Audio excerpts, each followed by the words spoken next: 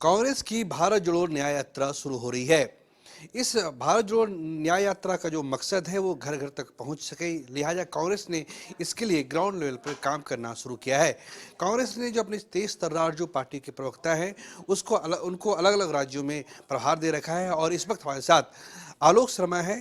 Sir, सबसे पहले बिहार आप आए हैं और ये जो भारत जोड़ो न्याय यात्रा आरंभ हो रही है, इसका रूट क्या होगा और ये बिहार कब पहुंचेगी? देखिए, मुझे लगता है कि 15 राज्यों से लगभग 7,000 किलोमीटर की यात्रा का जो रूट है वो भारत जोड़ो की जो वेबसाइट है उसके ऊपर पूरी तरह से इंगित है। बिहार में यात्रा 2 बार आएगी, एक बार नॉर्थ बिहार में और एक बार झारखंड से एंटर करेगी, उसके वहाँ से होते हुए यूपी जाएगी।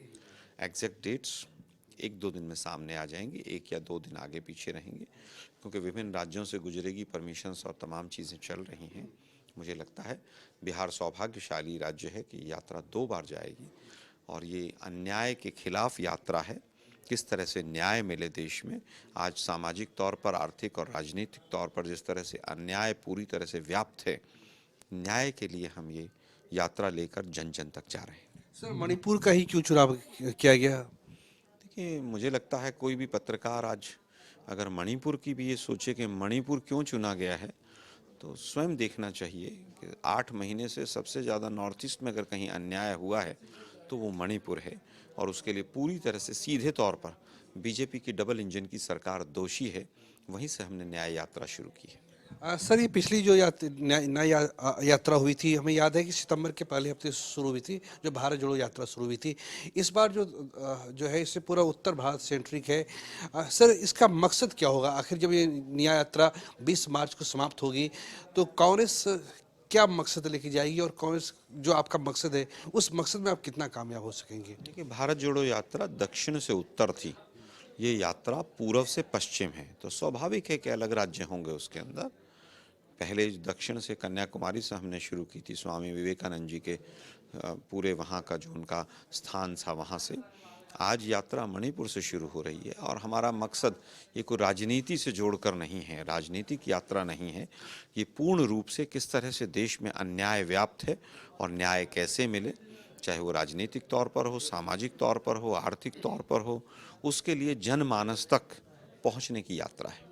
एक आखिरी सवाल ये है, दक्षिण भारत में जिन जिन राज्यों से वो यात्रा गुजरी थी, राहुल गांधी कर्नाटक गए थे, कर्नाटक में आपको एक तरफा जीत मिली और उसका असर तेलंगाना में भी दिखाई गया। तेलंगाना में भी जो जो कहा जा रहा था कि जो वहाँ के जो पॉलिटिकल एक्सपर्ट थे वो कह रहे थे कि तेलंगाना में कांग्रेस कहीं नहीं है। 6 महीने पहले की अगर बात करें, न्याय यात्रा उधर से गुजरी, भारत जोड़ो यात्रा समाप्त हुई, कर्नाटक में आपने चुनाव जीता, 13 मई को उसका परिणाम आया था और आपने जो जीत हासिल की उसका असर तेलंगाना में दिखाई दिया।